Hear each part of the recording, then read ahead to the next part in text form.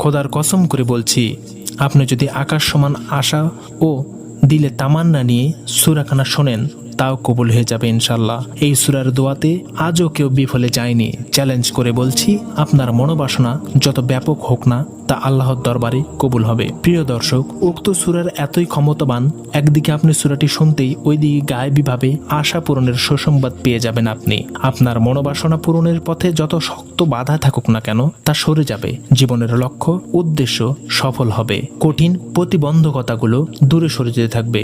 আল্লাহর অসীম রহমতে উক্ত সূরার বরকতে আপনার বালা মুসিবত বিপদ আপদ গুলো দূর হয়ে যাবে। আপনার জন্য অফুরন্ত রিজিক এমন ভাবে আসতে থাকবে যে আপনার কোনো অভাব অনটন থাকবে না। দীর্ঘদিনের পেরেশানি ও দুশ্চিন্তা দূর হয়ে হৃদয়ে শান্তি নেমে আসবে। প্রিয় দর্শক, আপনার জীবনে যে স্বপ্নটি কোনোভাবেই পূরণ হচ্ছে না, অনেক চেষ্টা পরিশ্রম করছেন কিন্তু কোনোভাবেই লাভ হচ্ছে না, উক্ত সূরার ওসিলাই মহান রবের কাছে কবুল হয়ে যাবে। তাই আপনি যদি আল্লাহর মহান এই সূরাখানা পরিপূর্ণ না শুনে চলে যান, তাহলে আপনার কোনো কাজই বাস্তবায়ন হবে না, বরং আপনার যে উদ্দেশ্যগুলো সফল হতে যাচ্ছিল, সে স্বপ্নগুলো পূরণ হতে যাচ্ছিল, তা আবার বিগড়ে যাবে। তাই আল্লাহর দোহাই দিয়ে বলছি, যেহেতু আপনি ভিডিওটি প্লে করেছেন, ধৈর্য ধরে ভক্তি আর বিশ্বাস নিয়ে কেবল একবার শেষ পর্যন্ত শুনে নিন। দোয়া করছি মহান রব যেন আপনার সকল হৃদয়ের মনোবাসনাগুলো পূরণ করে দেন, হৃদয়ের সকল আকর্তিগুলোকে গ্রহণ করে নেন। আমিন। আপনিও আমিন লিখে মুক্ত দোয়াতে শরীক থাকুন, কেননা কে জানে কার দোয়া কখন কবুল হয়ে যায়। তাহলে চলুন আমরা সূরাখানা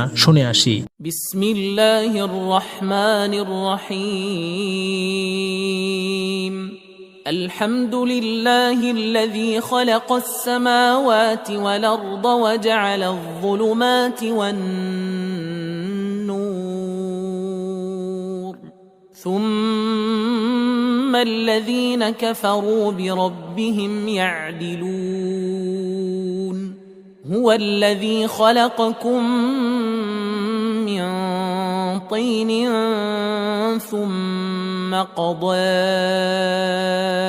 أجلا وأجل مسمى عنده ثم أنتم